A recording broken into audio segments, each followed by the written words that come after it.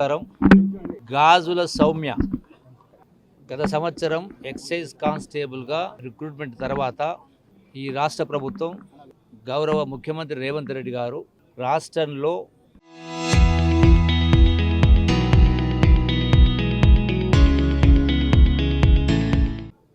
మాదక ద్రవ్యాలు గంజాయి లాంటివి ఏవి కూడా డ్రగ్స్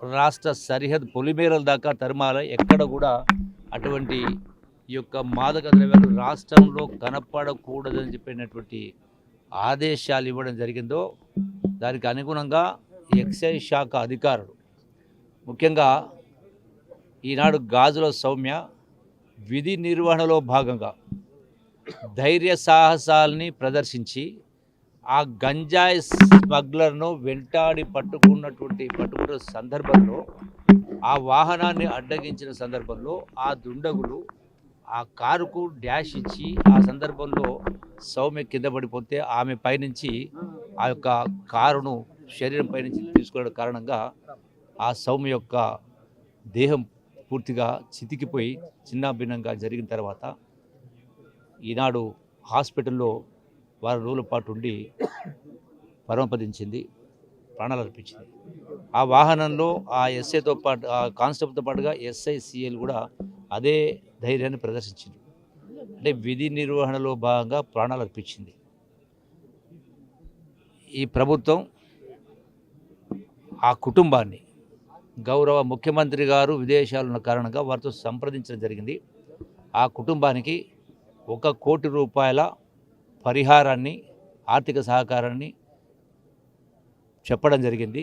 వారు వచ్చిన తర్వాత ఆ కుటుంబానికి హ్యాండ్ ఓవర్ చేసే కార్యక్రమం చేయడం జరుగుతుంది. దాంతోపాటుగా ఆ కుటుంబంలో ఉన్నటువంటి చదువుకున్నటువంటి కుటుంబ సభ్యులకు ప్రభుత్వ ఉద్యోగాన్ని కూడా ఇచ్చేటువంటి ఏర్పాటు చేస్తూ ఉన్నాం. అట్లాగే సౌమ్య ఉద్యోగంలో కంటిన్యూ అయి ఉంటే ఏదైతే రిటైర్మెంట్ వరకు జీతభత్యాలు వస్తాయో వాటిని కూడా యథాతథంగా ఆ కుటుంబానికి ఇచ్చేటువంటి ఏర్పాటు చేయడం జరుగుతుంది. ఆ కుటుంబానికి అన్ని రకాల ఈ ప్రభుత్వము గౌరవ ముఖ్యమంత్రి రేవంత్ రెడ్డి గారి ప్రభుత్వం పూర్తి సహాయ సహకారం అందిస్తుంది.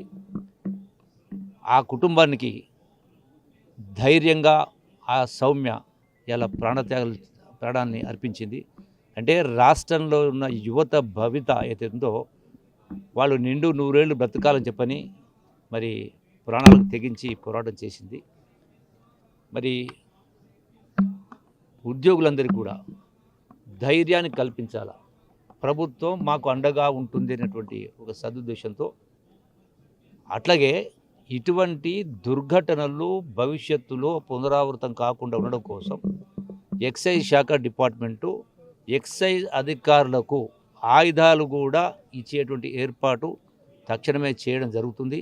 వాళ్లకు దానిలో ట్రైనింగ్ కూడా ఇచ్చేటువంటి కార్యక్రమం చేసి ఈ యొక్క డ్రగ్స్ ముఠాలు అది గంజాయినా ఇంకోటైనా ఎక్కడ కూడా రాష్ట్రంలో కనిపించకుండా చేయడంలో భాగంగా వాళ్ళు ఎక్కడికి వెళ్ళి సరఫరా చేస్తూ ఉన్నారు, ఎక్కడి నుంచి వస్తూ ఉంది, అది రాష్ట్రం నుంచా దేశం నుంచా ప్రపంచ ఎక్కడి నుంచి వచ్చినా కూడా మరి మూలాలను వెతికి పట్టుకొని వాళ్ళను కఠినంగా శిక్షించే కార్యక్రమం చేయడం జరుగుతుంది. ఇందులో ఇప్పటికే 3 జైలుకు పంపడం జరిగింది.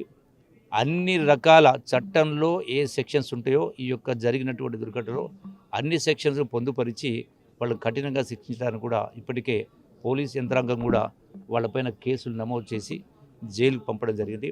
వాళ్లకు శిక్ష పడేదాకా, జైలుకు పంపడమే కాకుండా వాళ్లకు శిక్ష పడేదాకా ప్రభుత్వం ఎక్సైజ్ డిపార్ట్మెంటు పూర్తిగా ఆ బాధ్యతలు తీసుకొని సమన్వయంతో పనిచేస్తూ ఉంది.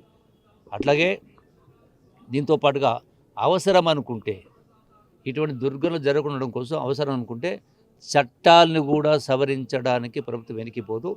ఎందుకంటే ఇటువంటి చర్యలకు ఒడిగట్టేటువంటి వాళ్లకు వెన్నులో చలి పుట్టే విధంగా మరి ఇటువంటి ఎక్కడ జరిగినా కూడా ఆ భయం అనేది కూడా ఉండాలి. ఎందుకంటే భయం ఉండాలి, భక్తి ఉండాలి. భక్తి ఉంటే ఎవరు చేయరు. అందుకే ప్రభుత్వం పూర్తిగా అవన్నీ ఏర్పాటు చేస్తూ ఎక్సైజ్ డిపార్ట్మెంట్లో పనిచేస్తుండే అన్ని స్థాయిల అధికారులకు ఈ ప్రభుత్వం అండగా ఉంటుందని చెప్పని మరొకసారి భరోసా ఇస్తూ సౌమ్య కుటుంబానికి ప్రగాఢ సానుభూతి తెలియజేస్తూ సౌమ్య ఆత్మకు శాంతి చేకూరాలని భగవంతుని ప్రార్థిస్తూ సెలవు తీసుకుంటున్నా. ఇప్పుడు గౌరవ శాసనసభ్యులు. Local to global news at your finger tips. మీ చేతిలో ఒక ఆయుధం. Download raw TV app. Media legend Ravi Prakash is back.